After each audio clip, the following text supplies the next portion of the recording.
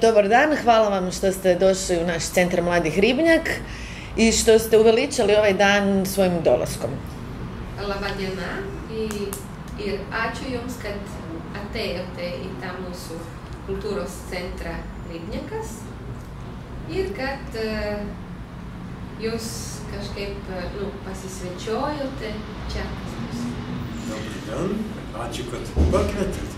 Hvala što ste me pozvali, naravno i dobar dan. Kako to da ste prešli iz glazbenog svijeta u vizualni, to jest grafički dizajn i počeli se time baviti? Kaip atsitiko, kad Jūs iš muzikos pasaulio persikėlėte į tą grafikos dizaino pasaulį ir pradėjote piešti?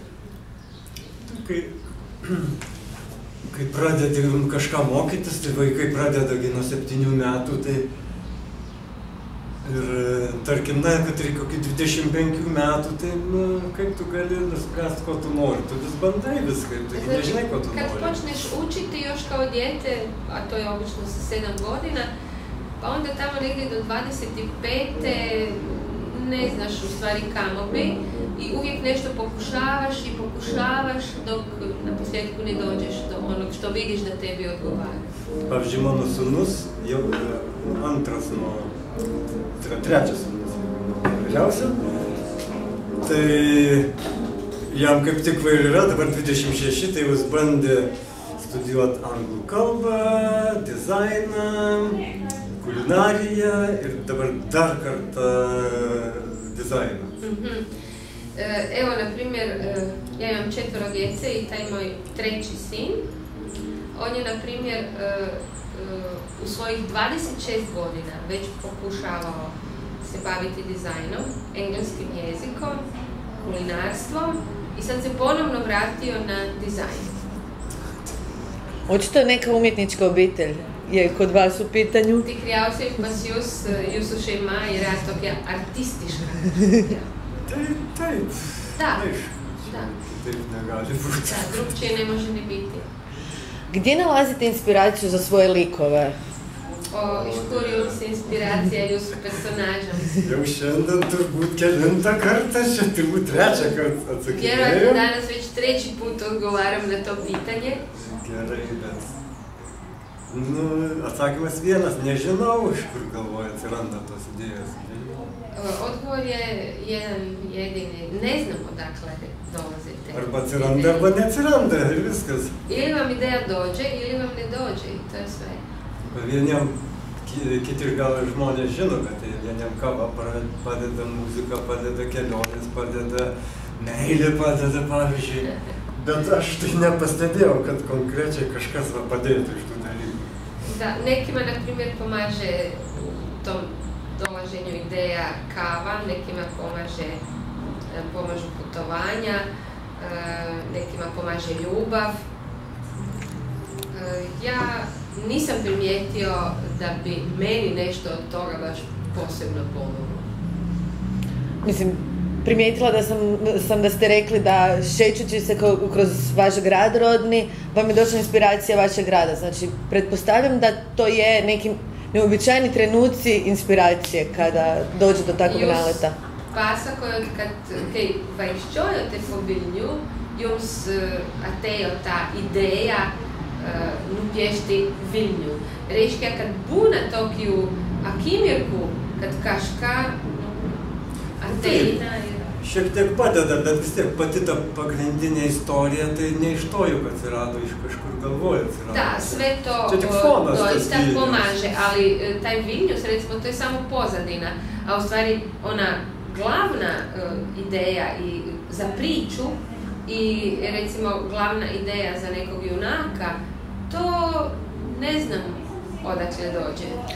Je umjes zbilja jedna zagonetna stvar. Tikrai yra paslaptingas dalykas. Susrećete se s djecom iz različitih zemalja, pa tako i kultura. Primjećujete li neke razlike u kulturi i doživljaju vaših slikovnica kod djece?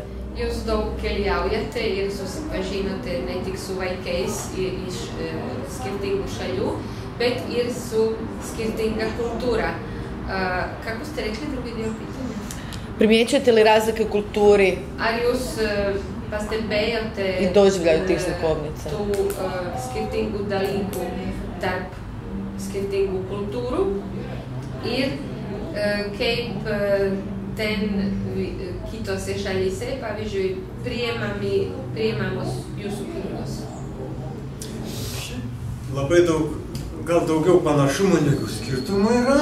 Ima vjerojatno više sličnosti nego različitosti. Vaikai tai tikrai labai panašus, gal suaugusiai daugiau skiriasi. Djeca su doista vrlo slična, jedino se odrasli razlikuju. Temperamentas skiriasi. I temperament se razlikuje. Pavyzdžiui, Korėjoje tai labai darbštus, labai tvarkingi dirba vaikai, tiesiog kaip bitės.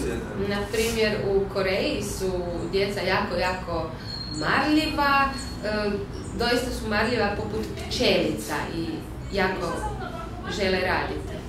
Pietų Amerikoje tai ten labai vaikai entuziastingai pradeda dirbti, bet jiem labai greit nusibosta. U Južnoj Americi, na primjer, djeca jako entuzijastički počinju nešto raditi, ali brzo im to dostati.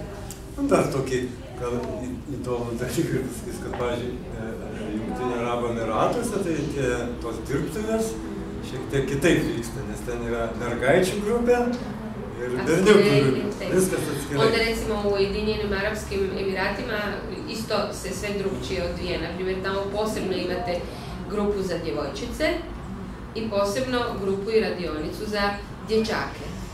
Na ir mokytojas, kadangi užsidengia veidus, tai šiek tiek sunku bendrauti. I učiteljice, na primjer, nose one zarove, pokrivene su i onda je malo teško s njima komunicirati. Bet labai įdomu vis tiek. Ali ipak je vrlo zanimljivo. Net pats Šardža Šeikas buvo atėjęs pažiūrėti tos žirafės. Aha, ali zanimljivo je bilo da su čak šeici došli pogledati tu žirafu. Kako to da ste se odlučili za dječje slikovnice i smatrate li da li postoji interes za slikovnicama za odraslu možda? Kaip jūs nusprendėte rašyti ir piešti knygas vaikams ir ar jūs kadaise galvojate apie tai, kad sudarytumėte knygą suaugusiems? Ne, tiesiog kažkaip net negalvoju apie tai. Dariau tas, kas man įdomu ir tai buvo kaip tik knygos vaikams. Ja o tome uopće ni ne razmišljam, nego se bavim onim što mi je zanimljivo i to su upravo knjige za djecu. Kaip sako, tie vaikų rašytojai dailininkai, jais nepasidaroma, jais reikia gimti. I kao što se kaže, znači pisci za djecu i ilustratori za djecu ne mogu postati, nego se takav rodite ili ne. Nu, tai turbūt tiesiog aš neturiu kažkokio galvoj vieno varžtelio, tai dėl to taip ir gaunas lengvai. Trūksta, kaip sakant, varžtelio. Kas tai yra varžtelis? Čia mes taip sakoma, ne, noriu, kad šiek tiek... To je ono što mi kažemo, imaš žicu za to. Ili imaš žicu za to, ili nemaš. Da li vaše slikovnice imaju neki cilj, neku svrhu, kada ih stvarate, ili to neki cilj dođe tek po završetku? Ar jūsų vaikų knygos turi kažkokį savo tikslą jau pradžioje, iš pradžių, arba tikslą jau matot paskui, kai jau knyga baigta? Na, aš labai nemėgstu tų knygų vaikams, kurios labai aiškiai yra tokios didaktinės, tokios pamokomos. Ja jako ne volim, znači, one dječje knjige koje su didaktičke i koje su poučne. Tiesiog stengiuosi visada kurti istorijas, kurios būtų įdomios vaikams. Uvijek nastojim stvoriti neku priču koja će djeci biti zanimljiva. Na ir čia daugiau jų tikslas yra, kad sužadinti vaikų fantaziją, kūrybiškumą. I znači, cilj tih knjiga je uvijek da potaknu dječje stvaralaštvo i njihovu maštu. Bet tokių tiesioginių pamokymų tai aš vengiu. A te direktne pouke, to izbjegavam. I za kraj, zašto čaj od mente i štrudla od jabuka? Ir kodėl jūs mėgstate mentos arbatą ir obuolių pyragus? Geras klausimas, niekad dar man nieks to neklausė. Dobro pitanje, to me do sad nitko nije ni pitao.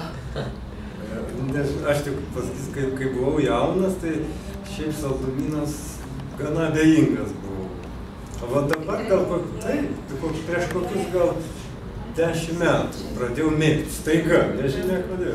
Kad sam bio dijete nisam baš bio ljubitelj slatkiša, ali sad od prije 10-ak godina nekako sam osjetio potrebu za kolačima. Aš taip galvoju, kad kiekvienas žmogus gyvenime turi savo tą saldųjį periodą. Jis visada ateina kažkada. I smatram da tijekom života svaki čovjek ima jedan taj slatki period. Kad je više sklon slatkišima i manje. Mėtų arbata labai tinka prie pyragų. A čaj od mente jako dobro odgovara uz kolače. Budem probala. Aš irgi pa bandisiju. Još jednom hvala vam na gostovanju. Hvala vam što sam ja imala priliku se upoznati s vašim dijelima koje su zbilja divna i veselim se pročitati 2 slikovnice prije nego što ih prepustim nečacima. Ir aš labai dėkoju jums už tas jūsu puikias knygas ir aš esu labai laiminga ir patenkinta, kad aš pati perskaitysiu 2 jūsų knygas anksčiau negu atiduosiu jas savo dukterećams. Puiku. I svakako nam se vratite i ovdje ćete uvijek biti dobrodošli. Ir grįžkite vėl pas mus, čia visada būsit sveiki atvykę. Gerai, ačiū. Hvala.